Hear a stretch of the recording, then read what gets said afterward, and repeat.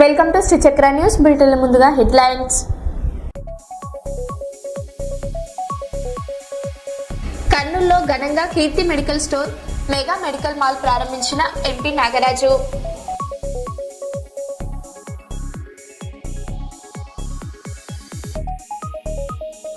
మంగళగిరిలో అభివృద్ధి పనులకు శంకుస్థాపన చేసిన మంత్రి లోకేష్.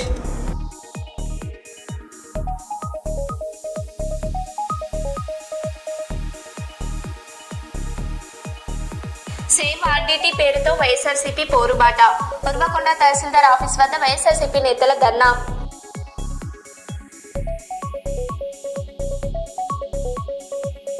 ములుగు జిల్లా వెంకటాపూర్ మండలంలో జిల్లా కలెక్టర్ దివాకర టీఎస్ పర్యటన.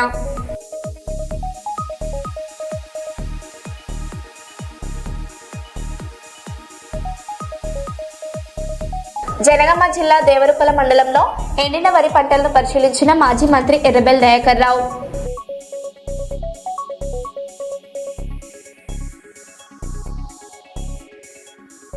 ఇక వివరాల్లోకి వెళ్తే, గ్రేటర్ విశాఖపట్నం మున్సిపల్ కార్పొరేషన్ పరిధిలో అక్రమ రవాణాపై అధికారులు ఉక్కుపాదం మోపుతున్నారు. తిమ్మాపురం బీచ్ రోడ్లో అనుమతులు లేకుండా నిర్వహిస్తున్న వీరజ్ పబ్ను అధికారులు సీజ్ చేశారు. ఎటువంటి అధికారిక అనుమతులు లేకుండానే పబ్ నిర్మించి నడుపుతున్నట్లు గుర్తించిన జీవీఎంసీ అధికారులు నిర్వాహకులపై కేసు నమోదు చేసే అవకాశాలను పరిశీలిస్తున్నారు.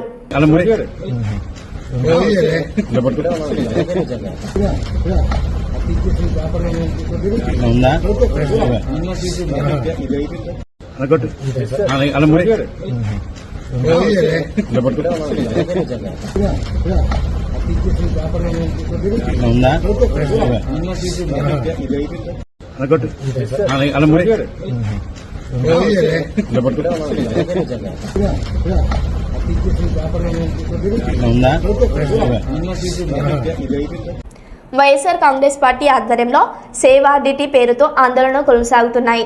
ఉరవకొండ తహసీల్దార్ కార్యాలయం వద్ద వైఎస్ఆర్సీపీ నేతలు ధర్నా నిర్వహించారు. ఈ సందర్భంగా నేత విశ్వేశ్వరరెడ్డి మాట్లాడుతూ ఆర్డీటీ అంశంపై సీఎం నారా చంద్రబాబు నాయుడు నిర్లక్ష్య వైఖరిని తీవ్రంగా విమర్శించారు.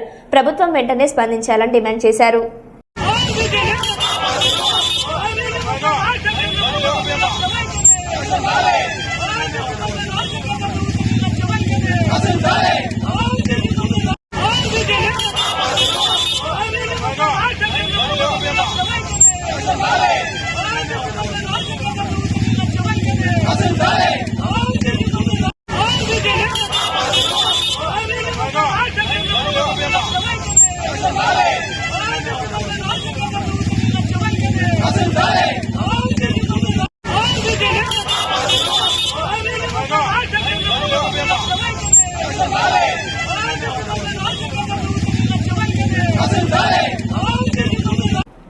ములుగు జిల్లాలో ప్రజాపాలన ప్రగతి ప్రణాళిక కార్యక్రమంలో భాగంగా టోకే రన్ నిర్వహించారు. ఈ కార్యక్రమాన్ని జిల్లా collector Diwakar TS, municipal chairman Chintanoppala Chandrakala జెండా ఊపి ప్రారంభించారు. ఆరోగ్యంపై ప్రజల్లో చైతన్యం పెంచేందుకు ఇలాంటి కార్యక్రమాలు ఉపయోగకరమని కలెక్టర్ పేర్కొన్నారు. ఈ కార్యక్రమంలో ప్రజాప్రతినిధులు, అధికారులు, యువత పెద్ద సంఖ్యలో పాల్గొన్నారు.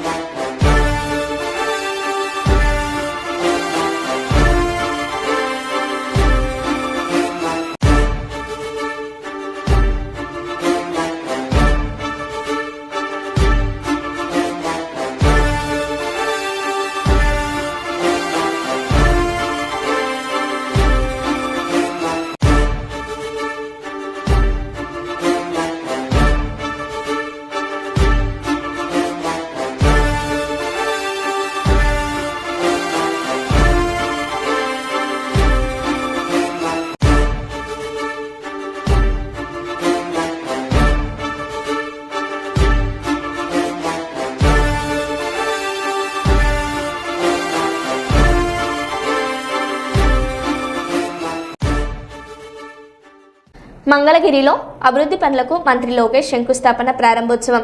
నూలకపేటలో కమ్యూనిటీ హాల్ ప్రారంభించిన మంత్రి నారా లోకేష్ శ్రీరంగం ఫౌండేషన్ ద్వారా 65 లక్షల రూపాయల సిఎస్ఆర్ నిధులతో కమ్యూనిటీ హాల్.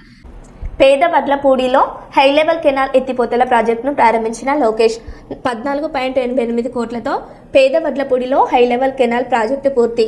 పెనుమూలిలో 22 లక్షలతో నిర్మించిన గ్రంథాలయం ప్రారంభించిన మంత్రి లోకేష్.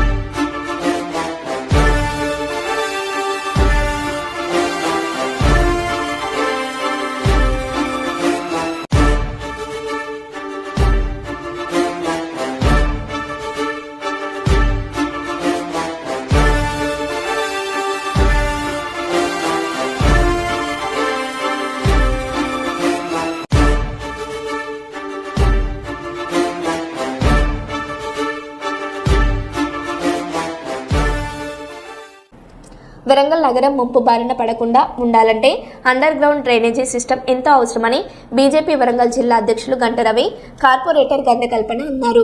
కేంద్రంలోని నరేంద్ర మోదీ ప్రభుత్వం వరంగల్ అండర్ గ్రౌండ్ డ్రైనేజీ నిర్మాణానికి అర్బన్ డెవలప్మెంట్ స్కీమ్ కింద 25% గ్రాంట్ మంజూరు చేయడాన్ని హర్షిస్తూ గ్రేటర్ వరంగల్ మున్సిపల్ కార్పొరేషన్ ప్రాంగణంలో నరేంద్ర మోదీ చిత్రపటానికి పాలాభిషేకం నిర్వహించారు. వరంగల్ అభివృద్ధికి కేంద్ర ప్రభుత్వం అనేక నిధులు ఇస్తున్న రాష్ట్ర ప్రభుత్వం సద్వినియోగం చేసుకోవడం లేదని, ముఖ్యంగా ముంపు ప్రాంతమైన వరంగల్ నగరాన్ని అభివృద్ధి చేసేందుకు అండర్ గ్రౌండ్ డ్రైనేజీ సిస్టమ్ ఎంతో ఉపయోగపడుతుందని, గతంలో కేంద్ర ప్రభుత్వం ఇచ్చిన అనేక నిధులు పక్కదారి మళ్లించారని, ఇప్పటికైనా కేంద్ర ప్రభుత్వ నిధులు సద్వినియోగం చేసుకుని వరంగల్ నగరాన్ని మరింత అభివృద్ధి చేసుకోవాలని బీజేపీ నాయకులు అన్నారు. నరేంద్ర మోడీ గారి నాయకత్వం, నరేంద్ర మోడీ గారి నాయకత్వం, నరేంద్ర మోడీ గారి నాయకత్వం. బీజేపీతోనే బీజేపీతోనే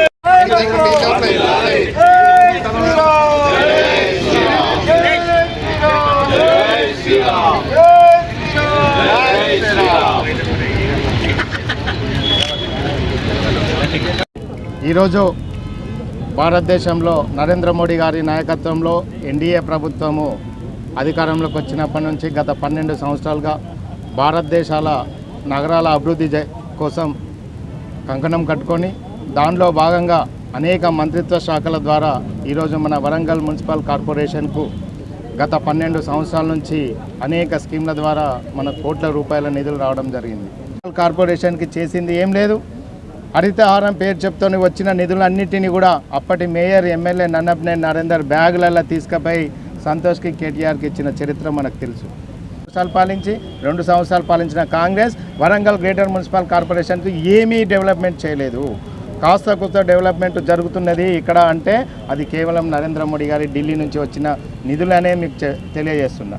అర్బన్ డెవలప్మెంట్ ఛాలెంజ్ కింద 25% ఇవ్వడం జరిగింది. కాబట్టి వారిని ఇవన్నీ అంటే గత 12 సంవత్సరాల నుంచి కేంద్ర ప్రభుత్వం వరంగల్ అభివృద్ధి కోసం ఖర్చు పెడుతున్న నిధుల అన్నిటి కోసం కూడా ఈరోజు మేము కృతజ్ఞత తెలియజేయడం కోసం నరేంద్ర మోడీ వారికి Warangal municipal corporation main door దగ్గర వారికి పుష్పాభిషేకం, పాలాభిషేకం చేసి మేము ఈ వరంగల్ ప్రజల నుండి వారికి ధన్యవాదాలు, కృతజ్ఞతలు తెలిపే కార్యక్రమం చేపట్టడం జరిగింది. కాబట్టి ఇంకా మేము కూడా ఈ వరంగల్ భారతీయ జనతా పార్టీ వరంగల్ జిల్లా నుండి డివిజన్ స్థాయిలో, క్షేత్రస్థాయిలో పర్యటన చేసి ఏ డివిజన్లో నరేంద్ర మోడీ గారు కేంద్ర ప్రభుత్వంతో ఇచ్చిన పనులు, సీసీ రోడ్లు కావచ్చు, శ్మశాన వాటికలు అన్నిటిని కూడా ప్రజల ముందు ఉంచే ఒక భవిష్యత్ కార్యక్రమాన్ని కూడా తీసుకుంటున్నామని తెలియజేస్తూ మంచిర్యాల కన్నపల్లి మండల కేంద్రానికి చెందిన రిపోర్టర్ గోడ నిర్మాణంలో నాణ్యత లోపం ఉందని వార్త రాసినందుకు స్థానిక సర్పంచ్, ఉప సర్పంచ్, 2 వార్డు సభ్యులు, మార్కెట్ కమిటీ డైరెక్టర్ మరియు మరో 4 కలిసి చంపేస్తామంటూ బాధితులు తిడుతూ భౌతికంగా దాడి చేశారు. వారిపై చర్యలు తీసుకోవాలని ఎంఆర్ఓ, ఎంపీడీఓకి స్థానిక ప్రెస్ క్లబ్ ఆధ్వర్యంలో వినతి పత్రం అందించారు. టీవీలో పనిచేసినటువంటి చంద్రశేఖర్ ఈ నెల 5వ తేదీన కస్తూరిబా బాలికల విద్యాలయం పాఠశాలలో నిర్మాణం చేసినటువంటి ప్రహారీ గోడకు సంబంధించినటువంటి నాణ్యత లోపిస్తుందని చూపిస్తూ విజువల్స్ చూపిస్తూ వార్త రాసినందుకు ఈ నెల 7వ తేదీన సాయంత్రం తన చుట్టాలతోటి ముగ్గురు ఏకాంతంగా ఉన్న ప్రదేశానికి వెళ్ళి స్థానికంగా ఉన్నటువంటి సర్పంచ్ భర్త కావచ్చు, ఉప సర్పంచ్ కావచ్చు, 2 వార్డు మెంబర్లతో పాటు మొత్తం 9 కాంట్రాక్టర్ 9 మంది తనపైన దాడి చేసి దుర్భాషలాడుతూ ఎవడురా నీకు అధికారం ఇచ్చింది, ఎవడు వార్త రాయమన్నాడు, ఇట్లా మీకేం అవసరం, ఇలాంటి వార్త రాస్తే తోలు తీస్తాం చంపేస్తామని బెదిరిస్తూ తనని కొట్టడం జరిగింది. అదే రోజు సాయంత్రంన స్థానికంగా ఉన్నటువంటి పోలీస్ స్టేషన్లో ఫిర్యాదు చేయడం జరిగింది. ఫిర్యాదు చేసిన వెంటనే చిన్న చిన్న సెక్షన్లతోటి కేసు నమోదు చేసిండ్రు. అదేవిధంగా తనపైన కూడా వీళ్ళు ఉన్న ఏకాంతంగా ఉన్నటువంటి ప్రదేశానికి వెళ్ళి ఆయన దగ్గరికి దాడి చేసి స్థానిక ప్రజాప్రతినిధుల నుండి కాంగ్రెస్ నాయకుడిని దాడి చేసి ఆయన పైననే అట్రాసిటీ కేసు నమోదు చేసిందంటే మరి స్థానికంగా ఉన్నటువంటి పోలీస్ డిపార్ట్మెంట్ కావచ్చు, అధికారుల నిర్లక్ష్యం ఎంతగా ఉందో ఇక్కడ అర్థమవుతా ఉంది. ఒక 2 వ్యక్తులు పరస్పరంగా దాడికి కొనసాగితే తప్పున్న వారిపైన కేసు పెట్టాల్సింది పోయి ఒకరిపైన ఎస్సీ ఎస్టీ 9 మంది వచ్చి దాడి చేసిన వాళ్ళపైనేమో చిన్న చిన్న సెక్షన్ల పైన క్రిటిక్ కేసులు లాంటివి పెట్టి చట్టాన్ని నీరుగార్చే ప్రయత్నం జరుగుతూ ఉంది. అదే కాక సమాజంలో ప్రజలకు ఒక ప్రభుత్వానికి వారధిగా పనిచేస్తున్న జర్నలిస్టుల పైన దాడిని తీవ్రంగా ఖండిస్తూ ఉన్నాం. ఇదే కాక స్థానికంగా ఉన్నటువంటి కేజీబీవీ హాస్టల్లో నిర్మాణం చేస్తున్న మరి కాంపౌండ్ వాళ్ళకి అక్రమంగా ఇసుక తరలింపు చేస్తూ ఉన్నారు. మరి దీనిపైన స్థానికంగా ఉన్నటువంటి ఎస్ఐ కావచ్చు, ఎంఆర్ఓ, ఎంపీడీఓలు ఎందుకు పట్టించుకోవట్లో అర్థం కావట్లేదు. స్థానికంగా ఉన్నటువంటి అందరూ కుమ్మక్కాయి అక్రమంగా ఇసుకని కూడా చేస్తూ ఉన్నారు. అదేవిధంగా ఇప్పుడు అంత ఇష్యూ కావడానికి గల కారణం ముఖ్యంగా అధికారులు. అక్కడ ఒక 10 లక్షలతోని స్పెషల్గా ఫండ్ తోటి కలెక్టర్ పనిచేయమని చెప్పేసి వర్క్ అసైన్ చేసిన దానిపైన పర్యవేక్షణ లేకపోవడం వలన ఒక స్థానికమైనటువంటి సిటిజన్ దాన్ని ప్రశ్నించినందుకు వార్త కాగా 9 మందిపై కేసు నమోదై ఒకరిపైన ఎస్సీ ఎస్టీ అట్రాసిటీ కేసు నమోదైందంటే దీంట్లో ప్రధానంగా అధికారుల పాత్ర ఉందని చెప్పి నిర్లక్ష్యం ఉందని చెప్పేసి నేను అంటా ఉన్నా. ఎందుకంటే ఒక వర్క్ జరుగుతున్నప్పుడు దానికి సంబంధించినటువంటి ఏఈ కావచ్చు, టెక్నికల్ సంబంధించిన టీమ్స్ ఎప్పటికప్పుడు పర్యవేక్షిస్తూ ఉంటే ఈరోజు తన వార్త రాసిందే కాక ఎవడరా మిమ్మల్ని వార్త రాయమన్నది అని చెప్పేసి తనను బెదిరించడం అని చెప్పేసి ఇది సంబంధమైన విషయం కాదు. అదే కాకుండా ఎస్సీ ఎస్టీ కేసు ఎలాంటి ఆధారాలు నిరాధారం లేకుండా ఆల్రెడీ తనపైన దాడి చేసినటువంటి ఒక వీడియోని ఆల్రెడీ స్థానికంగా ఉన్నటువంటి ఎస్ఐ కావచ్చు, సిఐ కావచ్చు, ఎంపీడీఓ కావచ్చు, ఎంఆర్ఓ కావచ్చు ప్రొవైడ్ చేయడం జరిగింది. తనపైనే 9 మంది దాడి చేసి తనపైనే SC ST case atrocity case నమోదు చేశారు. నిరాధారమైన కేసులు నమోదు చేసి ఇరు వర్గాలను ఇక్కడ స్థానికంగా ఉన్నటువంటి కొంతమంది కాంగ్రెస్ నాయకులు కాంప్రమైజ్ కావాలి, 2 మీద కేసు అయితే వాళ్ళు కాంప్రమైజ్ అవుతారు, చచ్చుకుంటూ మన మాట వినాలి అన్నట్టుగా రాజకీయం చక్రం తిప్పుతున్నట్టుగా మనకి తెలుస్తా ఉన్నది. కాబట్టి దీంతోనే ఎక్కడికైనా వెళ్తాం, అవసరమైతుంటే కలెక్టర్ని, సిపిని, సెక్రటరీని కలిసి సీఎం కూడా ఫిర్యాదు చేసేటువంటి స్థానిక కాంగ్రెస్ నాయకులు చేస్తున్న అరాచకాలపైన దాడులు చేస్తా ఉన్నారు, పత్రికా వ్యవస్థ పైన దాడులు చేస్తా ఉన్నారు, వ్యవస్థలో అన్యాయం కలిగిందని చెప్పేసి ప్రశ్నిస్తే అక్కడ దాడి చేయడం అనేది సిగ్గుచేటు శోచనీయమైన విషయం. దీనిపైన ఇప్పటికి కూడా స్థానికంగా ఒక ఎమ్మెల్యే కావచ్చు, ఒక ఎంపీడీఓ కావచ్చు, ఒక ఎంఆర్ఓ కావచ్చు, ఒక ఎస్ఐ, ఒక సిఐ ఈ అధికారులు ఎవరు కూడా స్పందించలేదు. అంటే సమాజంలో జరుగుతున్నటువంటి అక్రమాలను కూడా వీరంతా సమర్థిస్తున్నారా అనే విధంగా మరి కన్నెపల్లి మండల కేంద్రంలో రాజకీయ వ్యవహారం కొనసాగుతుందని చెప్పేసి ఈ సందర్భంగా నేను డిమాండ్ చేస్తా ఉన్నా. వెంటనే ఒక జర్నలిస్టు పైన, సమాజంలో సేవలు అందించే వ్యక్తి పైన దాడి చేసిన వారిపైన కఠిన చర్యలు తీసుకుంటూ ఈయన పైన పెట్టిన నిరాపరాధమైనటువంటి ఎస్సీ ఎస్టీ అట్రాసిటీ కేసును డిజాల్వ్ చేసి మరి న్యాయం చేయాలని చెప్పేసి న్యాయ వ్యవస్థ ఉందని తెలిసే విధంగా ప్రజలకు మరి తెలిసే విధంగా దీనిపైన చర్యలు తీసుకోవాలని చెప్పేసి డిమాండ్ చేస్తూ ఈరోజు కన్నెపల్లి మండల కేంద్రంలో ఎంపీడీఓకి, ఎంఆర్ఓకి, సంబంధిత అధికారులకు కూడా డిఎల్పిఓ కావచ్చు, డిఆర్డిఏ పీడీకి కావచ్చు ఫోన్ ద్వారా సమాచారం స్థానిక సిఐ కావచ్చు వాళ్ళకు సమాచారం ఇవ్వడం జరిగింది.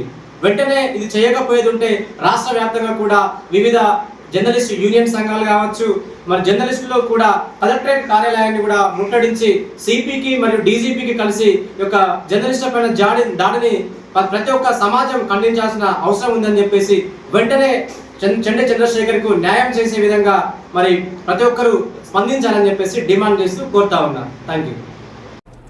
వరంగల్ జిల్లా గీస్కొండ మండలం గంగదేవిపల్లి గ్రామంను దేశంలోనే ఆదర్శ గ్రామంగా తీర్చిదిద్దిన మాజీ సర్పంచ్ కూసం రాజమౌళి గుండెపోటుతో మృతి చెందారు. 2006 నుంచి 2016 వరకు సర్పంచ్గా పనిచేసి గ్రామాభివృద్ధికి విశేషంగా కృషి చేశారు. ఆయన సేవలతో గంగదేవిపల్లి జాతీయ స్థాయిలో గుర్తింపు పొందింది. రాజమౌళి మృతితో గ్రామంలో తీవ్ర విషాదం నెలకొంది.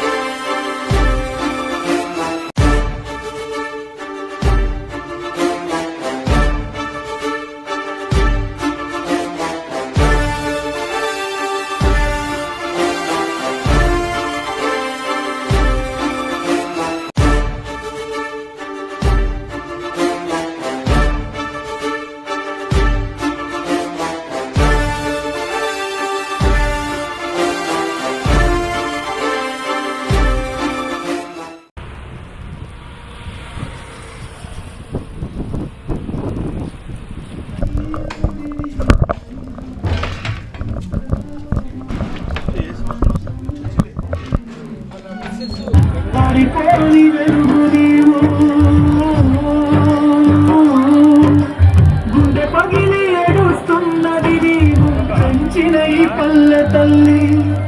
అయ్యో రాజమౌళి అన్న గంగదేవిపల్లి దేశానికే దారి చూపినది.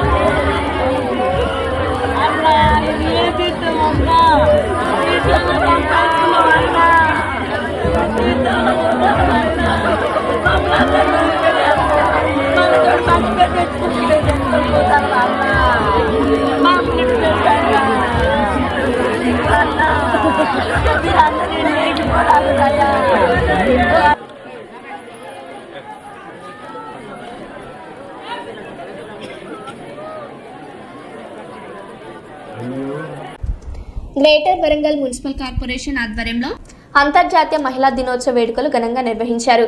కాళోజీ కళాక్షేత్రంలో జరిగిన కార్యక్రమాన్ని మేయర్ గుండు సుధారాణి, ఎమ్మెల్యే నాయన్ రాజేందర్ రెడ్డి, జిల్లా కలెక్టర్ చాహద్ బాజ్పాయి జ్యోతి ప్రజ్వలన చేసి ప్రారంభించారు. ఈ కార్యక్రమంలో స్వచ్ఛ బ్రాండ్ అంబాసిడర్ రచ్చరవి ప్రత్యేక ప్రదర్శనలతో అలరించారు. ఈ సందర్భంగా మహిళా సంఘాలకు 7,85,00,000 బ్యాంకు లింకేజ్ రుణాల చెక్కులను అందజేశారు.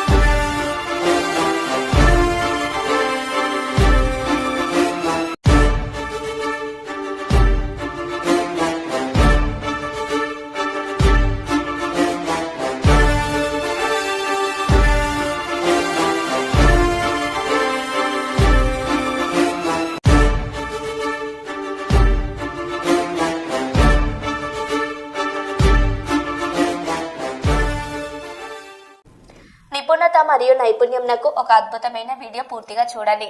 ఎన్నాళ్లకు శ్రమించి నేర్చుకున్నాడు దీనిని. అద్భుతం అంటే ఇదే.